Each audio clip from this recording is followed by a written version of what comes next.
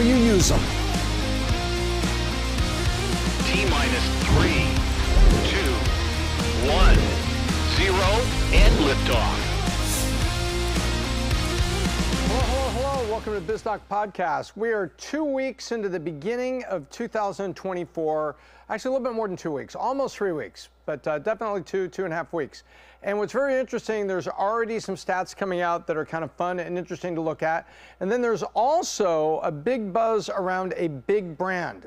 NFL playoffs are in full swing, a lot of surprises over the weekend. But first, let's dive into it. First, we are going to dive into New Year's resolutions. That's right. There is already stories and stats out of what was people's New Year's resolutions, why have they broken them, and what's going on. But it tells you a lot about the psyche of America. And then we're going to dive into a little case study on Nike. I'm going to take you back over the next 20 years, the last 20 years, and take a look at Nike and what's been happening. There's a bunch of headlines out there. Why are there headlines? Well, they're kind of missing their profitability numbers, and they've parted ways, and it seems like an amicable, friendly way with Tiger Woods. So I'm going to dive into the last 20 years of Nike, quick case study on that. But first, the New Year's resolutions. This is very, very funny, the stuff that's going on. So people make New Year's resolutions because New Year is a new year, a new beginning, something going on, and you want to set yourself up for the year and tell people, I'm going to do this or that. So it's a good time for change. You change the calendar, you set all your stuff up, and you say, this year I'm going to do this. This year I'm going to do that. And it kind of lines up with the NFL playoffs because so many teams, your favorite team, I'm Raider Nation, they're done in December. They don't make the playoffs. And so January, you sit back, you're looking at everybody else's teams. You go to a Super Bowl party, having chips and stuff, and, thinking about, well, wait till next year. Well, guess what? For many people making resolutions, it is next year. Now, I am not in resolutions. I think that you should have standards for your life, processes for your life, and have an assortment of things that you're always trying to improve, and you don't have to wait for the calendar to do it. Now, if it's taxes and planning like that, you do wait for the end of the year, and then you're going to be, doing your taxes, differently next year, saving more next year. There are things that can be milestone, but by and large, New Year's resolutions are usually personal, and personal you can do anytime. But nonetheless, let's pull up this chart. We have a very interesting thing. This is pretty cool. We're looking at a chart here, and the dark blue dots down the middle is what percent of people, of all U.S. adults, made that resolution. And then we have a green dot for 65 and older, so let's call it grandparents and older people. And then we have a blue dot for people 18 to 29. Isn't this interesting? So the farther apart the dots are, if they're really far apart, that means that the young and the retired think very differently about that. For instance, saving more money. 40% of young people think it's important to think about saving more money in 2024, and only 10% of people 65 and over. Why? Because the people 65 and over maybe have a pension, a 401k, they're getting Social Security. Guess what? They're not worried about saving money, they're on fixed income. It's interesting, I went all the way down to the middle. I said, where were the dots closest together? And there were two. One was on losing weight, that about 15% of people 18 to 29 and people 65 over thought that losing weight was important. And then you go down and focusing on spiritual matters. Again, right a little under 15% of everybody thought focusing on spiritual matters. Well, good grief. I understand why they're praying. If you look at the economy and you look at who we have to choose for president, the election coming up here, I'd probably spend a lot of time on spiritual matters and just praying for somebody else to figure it out. But I found it very interesting. So check this out. So what really mattered to the people that was 65 and over?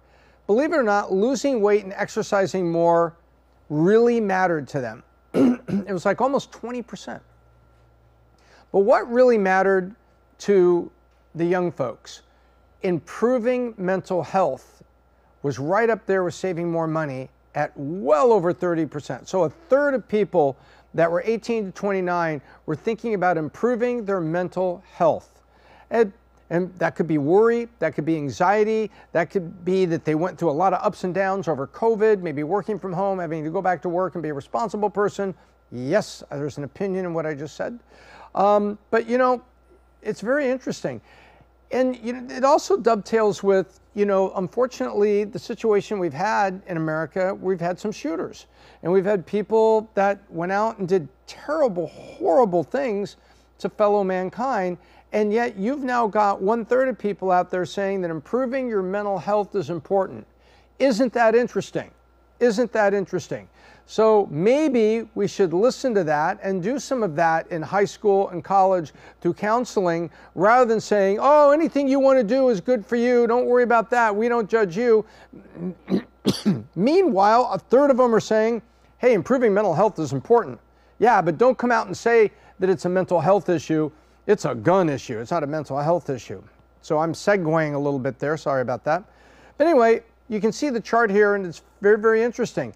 Spending more time with family was very, very low for the old people. Half their family's gone. Or maybe they have Alzheimer's and they just don't remember who their family is. And yet, spending more time with family, more important those that are young. So it's very interesting. Then I looked into, and I said, you know what? I'm going to dive into this resolution thing, because that's a good, a report that we just went through there on what does this generation think, what do younger people think, and you compare the two. But then I says, well, what does Google think? So I went out and studied some Google stats and some Google research, and you know what? I found this little article that was written with Google Trend data about the Google search for dry January. And this is where people get out of the holidays and they say, I'm not going to drink during January. And we found a chart on this. Let's pop this up. So check this out. Google search for dry January starting in January of 19, 20, 21, 22, 23. So we have 5 consecutive Januaries. Look at dry January. It kept going up. 19 rose a little in 2020, stayed flat 2021, rose a little in 22, and then doubled from 22 and 23. So in other words, COVID was over, we went back to work, the economy tanked, and then we raised interest rates all those times in 2022, and now look at 2023. Dry January up. You know what that says? That says that people are out there thinking about, maybe I should do a dry January. Maybe I'm turning to alcohol a little too much. And this is very interesting, because it is double what it was in January 22. And we don't have stats on January 24 yet, only to say that the data they have even so far shows that it is on track to be at least half as high as January of 23. Isn't that wild? So guess what? People are out there. Actually, I think this is a very sensible search, and this is very indicative of an America that's sitting back saying, hey man, maybe alcohol is not the answer here. Maybe I should try a dry January. And we're not just talking about people who are alcoholics, who need groups, they need their AA group, they need support from you and me to love them and encourage them and keep them accountable to stay dry. But there's other people saying, maybe I just don't need alcohol at all. Even if I'm not an alcoholic, I'm not a problem drinker, I don't have a DUI on my license, but maybe in life, maybe partying this hard and escapism like this, maybe let me just try a dry January and see what it's all about. That is what the Google data is showing. So that's very interesting. So now, speaking of dry, Nike's profits have been drying up a little bit. So you like how I did that? Like that little transition there? So I'm going to go find my board down Studio B, and let's dive in to the last 20 years of Nike. What's up with the headlines now? What were they doing with super sponsorships over the last 20 years? And what did that do to profitability and revenue? What do Gen Z think? Or do they even like Nike anymore? We're going to dive into all that and more. So I'm going to grab my vault, unlock your brain, go get them on Amazon. Black cherry, watermelon, cucumber mint, unlock your brain, no sugar, no caffeine. And let's see if I can unlock your brain with a case study on Nike. Dilly! Open the door! All right, here I am. They got to remember to leave that door unlocked. All right, put my vault down here.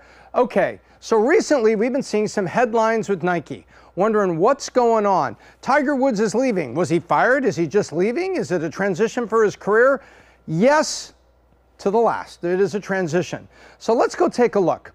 So we're talking about Nike the Nike. I could do a case study dating back to the year 2000 and when they started up in Oregon and everything, but that's not what I'm looking at. What I'm looking at now is why are the headlines now? And then let's just run back to those 20 years ago, 26, 27 years ago, when they started in 1998, 99 with a guy named Tiger Woods, and what happened with sponsorship and selling and other super sponsors and what's going on right now. So we'll paint the whole thing together, making a nice picture. So, recent history, what's going on? Well, they've announced they're gonna do fewer, bigger flagship athlete deals. Tiger, flagship athlete. LeBron for life. Serena, Cristiano Ronaldo, you get it. There was a few athletes, Roger Federer, there was a few athletes that were just huge. And then they did more athletes in those sports, but nothing like those big flagship athlete deals. And now they're saying they're going to be doing fewer of them because the younger generation doesn't react to them as the flag carriers or the idols. Oh, I want those shoes or those shoes, as much as they react to each other and a lot of influencers on social media, which didn't exist when I was growing up, didn't exist when, the next generation after me was growing up. But now you got kids coming up here, basically my niece and nephews in their teens, and they've had nothing but influencers. So they may care about what Ronaldo wears, but Ronaldo is getting closer to retirement. They may care what Serena wears. Oh, wait, she's already retired, and Tiger's retired, and LeBron is close to retiring. Wait, see what's happening? So it also costs a lot of money. We're going to see what that money and the impact had on Nike. Air Jordans and Michael Jordan redefined the game, but now the game's getting redefined again. They've also said they're cutting costs. We've seen some things about layoffs, spending less on more, if you will. And COVID, the economy in the future, they said, hey, we're adjusting back with that just like anybody else does, right down to people working for us, how people are buying, where they're selling, our distribution footprint. We're reacting to that too. Then, we want to attract the new generation while keeping the old generations. There are people that have been watching Roger Federer, and he's almost 50 years old now, not quite 50 years old, but he's closer to that than he is to 40. And there's a new generation here, but there's also an old generation. And so you got to be careful because there's new tastes, new styles, right? And there's also too woke or not woke enough. Nike came out and did ads with Colin Kaepernick and was putting ads out there like they completely were behind him. And then some of the folks were saying, no, wait a minute. That's what you stand for? I don't necessarily agree with all of Colin Kaepernick. I agree he should have an opportunity. He should have the ability to go compete in the NFL. But if he's going to say some of the things he said and do some of the things he did, maybe people have a point that somewhere between making a protest point and somewhere actually doing something, doing your job that you're being paid on a contract, maybe there's a middle ground in there somewhere. Well, so is Nike. Are they too woke or not woke enough? People were reacting on both sides. So there's a lot of balance they have to go in there, and we're also bouncing back out of COVID. We're 2 years out of COVID now, and a lot of things going on. Now, that sets the stage. Let's go take a look at revenue growth.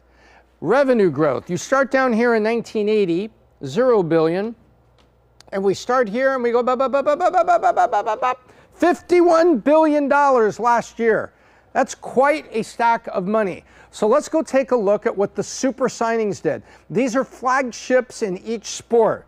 Michael Jordan Air Jordans. If you haven't seen the movie Air, go see it. It's a Hollywood adaptation, but everybody involved in it says that it's pretty accurate, and some of the key facts in there are really well represented by Hollywood. Good job, Hollywood. Also, good for you and me, so we can actually go take a look and see what's going on.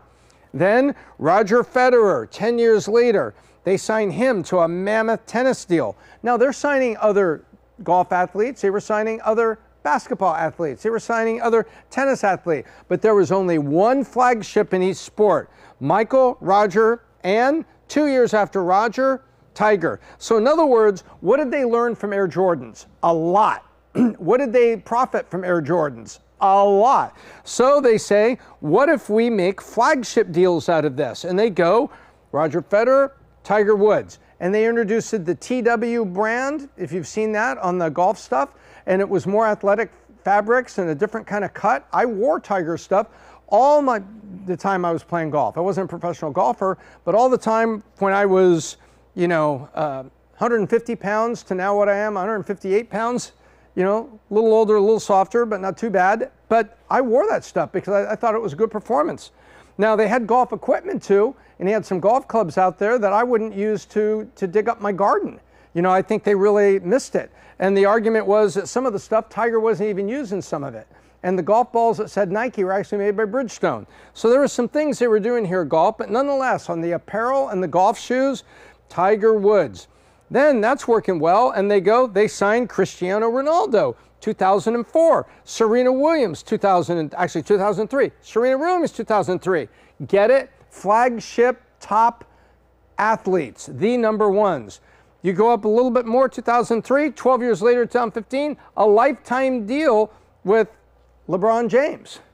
Then an esports player in 2018. So you would see there that what's going on in these sports, and Nike's done well in tennis, done well in golf apparel, tremendously well in basketball. They have the Kobe shoes, they have all kinds of shoes named for people, but these were flagship deals. Make sense? Flagship deals. They didn't want the number 2 athlete, they want the number 1 athlete in these sports to wear the swoosh. So you can see revenue growth went. Well, revenue growth is way up. Doesn't that mean everything's fine? Maybe, maybe not. Let's go. Net income growth.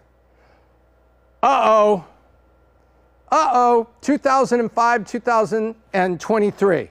Let's go back here. So 2005 to 2023. Look at that. Look at that. But 2005, 2023, and you've got the COVID drop, then another drop, and then up and a drop. Something's going on here. Yes, there's COVID, and every company had to worry about COVID, but something's going on here. What's going on? The answer is their revenue may have been going to the moon, but their costs were on a rocket following it to the moon. That's not good. If you send your revenue to Mars, you want to send your costs to the moon. And the difference between the moon and Mars is your profit, if that makes sense. That's kind of a weird analogy I was making there, probably because I've just had lunch and way too much coffee and I'm a little jacked up. But let's get back to it. We go up here and you can see that's something going on. They're also on the stock market. So if you see something like this, what do you think is happening between 2015 and 23? What do you think is happening here, this 8 to 10 years and the last 5? Let's go take a look. The stock history. They had an IPO in December of 1980, way back when. And a 20-year run started in 2004. And that would be, remember, Serena, Cristiano, after the big 3, Jordan, Tiger, and then one more that they had signed. And look here. So we have the big run, and then we have this thing here. Guess what? The stock market understands. So you signed Tiger, and you signed Tiger's over here. You signed Jordan, you signed Tiger, you signed Federer, then you get into here, and all of a sudden you're just suddenly really cranking it out. And so things really moved like in 2010 and zipped up there. So here we go. But now you got a problem there. Check this out. Let's look at a couple numbers. At $105, they are up 45,000% all time. 45,000%. That's pretty dang good. So if you owned $1 of Nike, $1 in 1980, your grandma bought 1 share of Nike. That's now worth $45,000. Interesting. Well, let's take a closer look at what's happening up there. A little bit of a closer look. 2018, 2023, revenue up. We saw that going all the way to 51 billion, but net income growth elusive. Now, that chart I just showed you went all the way back. Now we're squeezing the accordion to look a little bit closer here. From 2018, 19, guess what? You got $51 billion of revenue, man. $51 billion of revenue. What does the market care about? Profit. And guess what? It was a little lumpy in there. You could say what you will about COVID. There's the COVID drop. But they haven't been able to hold it together after COVID. That's 2024. That's 2023. That's 2022. And they're doing this. If I showed you a chart of housing prices in your community, what happened in 2021, 22? Whoop. Well, not happening there. Interesting. So net income is elusive. Why is that? Well, recent years have been tough. So take a look at this. Let me explain. This massive scribbles is the average stock return every year from 1984 to 2023, excuse me. And the average is here. The average is that they made 23% stock growth a year. Hey, that's pretty good. 23% per year. This is up 30% in the past 5 years. So basically, you start here. It's up, if you bought $100 worth there, it's up 130 now. After freaking 5 years. That's like 5% a year. They were averaging growth of 23% a year. But now 2023 and 2022, those are red line stock growth, means that the stock has lost value. See?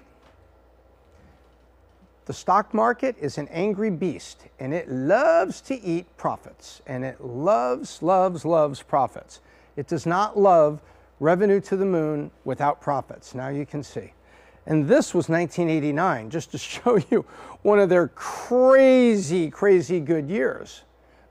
So there is some good news. So you say, what's going on in Nike? We're going to talk about that. But there is some good news. Check this chart out. This chart starts in 2018, spring and fall, asking Gen Z, what are your preferred footwear brands? 40% said Nike in the spring of 18, and then 18% Vans, 15% Adidas. Watch what happens. Obviously, Nike goes up to where 61% are talking Nike now. Air Jordan lows, Air Jordan reissues, tons and tons and tons of Air Jordans and Air Maxes, Air Max 95, Air Max 360s, and the Air Jordan lows. Blowing them out the door. And yes, there's some Kobe's in there and there's some things like that. Okay, fine. But take a look at this. This is Gen Z. Then you look at Vans. Vans comes up, and then Vans suddenly disappears, and Converse shows up in 22 and 23. So guess what? Converse has replaced Vans, and Vans has sort of disappeared. So going through COVID, Gen Z suddenly just decided Vans weren't hip, weren't stylish, weren't enough, and they disappeared. Adidas is down, Converse replaces Vans, and look at Nike. So Nike's up. So there is opportunity. They're winning the hearts of a new generation. They just got to figure out a way to do it and be profitable. Gen Z did not grow up with those athletes that are on there and the money they're paying them. Tiger? No. Federer? Retired. Serena? Retired. Get it? See what's going on? There was a lot of money that was spent in there. So now they have to find their compass. And this is where it's interesting for you and me. So Tiger Woods and Nike part ways after 27 years. The answer was they're not going to re-sign Tiger Woods. They're just not. And they're trying to find ways to cut costs. So they still have the Tiger Woods golf stuff. They still have some things, but Tiger Woods is no longer going to be the sponsored guy. It's all coming to an end, and we're all done here. So they're going to save the $40 million a year.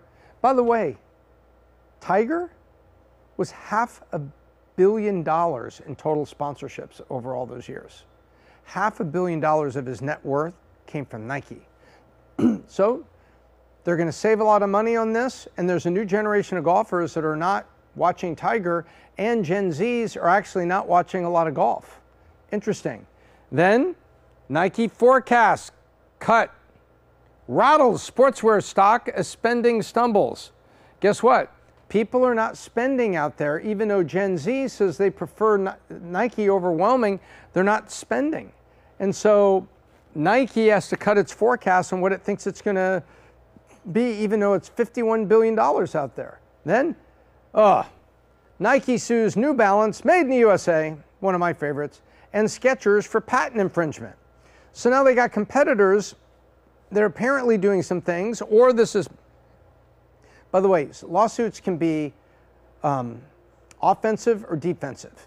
This looks like it's defensive at a time where Nike's trying to, find profitability, and it's trying to find even more traction because it's got to keep growing on 51 billion. 51 billion, by the way, if you grow 10%, that's $5 billion you got to find. If you grow 5%, that's $2.5 billion. Some companies don't have $2.5 billion in sales.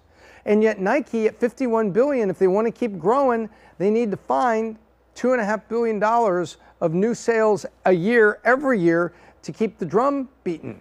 Wow, that's difficult. So now they got this patent infringement going on. So there's some big things that are happening here. So what does Nike have to do? They got to find their compass. They got to find where they're going to go and build products for the next generation so that they're buying them in this incredible volume. And along the way, they're going to say goodbye to some very expensive sponsors that they've had. Serena, Roger, Tiger, Cristiano eventually. And Cristiano, he went to Saudi Arabia and he got all the money. He got a big old contract down there. So he's going to probably be around for a while. But then you can see these are being replaced by new people, but they're not going to be the same flagship deals. They may do a couple of them, but overall, the new generation is more likely to care about influencers. Like, what is Biz Doc wearing here? Those look kind of interesting. I doubt that Gen Z would look at that. But influencers are causing things to move. I don't have to be LeBron James to cause some products to move. People see you, people appreciate what you're all about. You could just be an influencer that has no show, no nothing going on, and yet you're causing people to buy this or that because of the privilege. Well, that's the opposite of, hey man, the only person on TV in front of the camera is Michael, Tiger, Federer, Serena, Cristiano. It's not that way anymore. They're still there and it still matters, but not like it did. So they need to find their compass, reset their expense structure, build products that the new generation wants, especially since they're pledging allegiance and saying Nike, and get that net income back there because that's going to get the stock to go again. That's a simple formula. So, okay, what are the lessons for you and me? By the way, this is 2 weeks in a row that it's done this, that the bottom one comes up first. Isn't that kind of whack? So I'm just going to put them all out here and go through it. So, my PowerPoint's been out drinking at lunch, I guess. So, first, what got you here won't get you there. So Nike looks back and sees the way they did business before, and you can't do that. Look at football today. Look at the mobile quarterbacks. Look at Patrick Mahomes. Look at Jalen Hurts. Look at all those folks. It's a mobile, strong-armed quarterback who moves around. John Elway, he could move and he could run and ran a lot during the day, but he wasn't super fast. He was just big enough to take a hit if he decided to go run. Well, the new game is the new game. It's the same thing in business. What got you here won't get you here. Different styles, different tastes, different relationships. Then they have to solve for product and EBITDA. And common sense often gets lost in the shuffle, where they're spending a lot, maybe too much on marketing, too much on channel support and stuff. And guess what? They got to dial it back and say, well, we may have 51 billion in sales, but if we're spending marketing dollars like drunk monkeys, then we're not going to have the net income and our stock is going to be bumping around like that. Then you go down. Growth must be managed like anything else. They've got $51 billion of sales, so they got to manage all the costs and everything underneath it. Systems, processes, people. And guess what? You don't have to be $51 billion Nike. You can be running a t-shirt company in Berlin or a technology company in California, and you can still look at what got you here over the last 5 years won't get you there for the next 5 years. We experienced that with the insurance agency that was founded by Patrick Bet-David. His vision, his dream, everything he had about it. He was the force, the CEO, the brand, the face, everything. He drove it. And I had privilege to work with him, helping scale it on all the back office systems and the rest of the company. And you know what? There were times where Pat said, what got us here won't get us there. We have to do different. There needs to be next innovative campaign in terms of taste, styles, relationships, even if you're selling insurance. Then solve for profit EBITDA. If you're not solving for EBITDA, then you're basically not solving for profitable growth. It's got to be profitable growth. That's what you and I need. That's where we need to go. Whether you have only $1 million in sales, 100,000 in sales, or 10 million in sales, that growth must be managed. How many people do you need? What systems do you need? Is there a process? You know, a great software product called Bamboo, Patrick chartered that to be built so that it would support back office operations and the reporting and everything that with it. So guess what? What got him here won't get him there. And he also needed systems to go with processes and more people.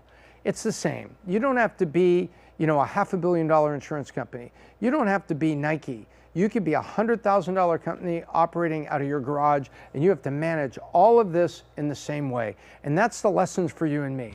That, by the way, if you learn good habits when you're in high school, you probably take them to college. You know what? If you learn good habits when you're a small company, they're probably the same good habits you're trying to push when you're a bigger company. And that is it. And that's really the thing that Nike is facing. Nike has to solve for the new generation of buyers, align their cost with their revenue, and spend less on some of these mega sponsorships, their words, not mine, and just do it. And their stock's going to be back on a tear because it's a beloved brand that's been here an awful long time. And if they're able to feed the stock market the net income and profit at once, it will feed them an increasing stock price. That's Nike. I hope that helps it. Maybe sometime I'll do a big deep dive into the dawn of Nike, Steve Prefontaine and the people that came together to build the company. But as for right now, all those headlines are out there. Nike cutting costs, Nike stock down, Nike and Tiger Woods. And I thought if we just took a look at those last 20 years, it would really be illuminating and give us some lessons for you and me. I hope that unlocked your brain. And speaking of unlock your brain, I'm going to take my vault and we're going to go back to the main studio and wrap up.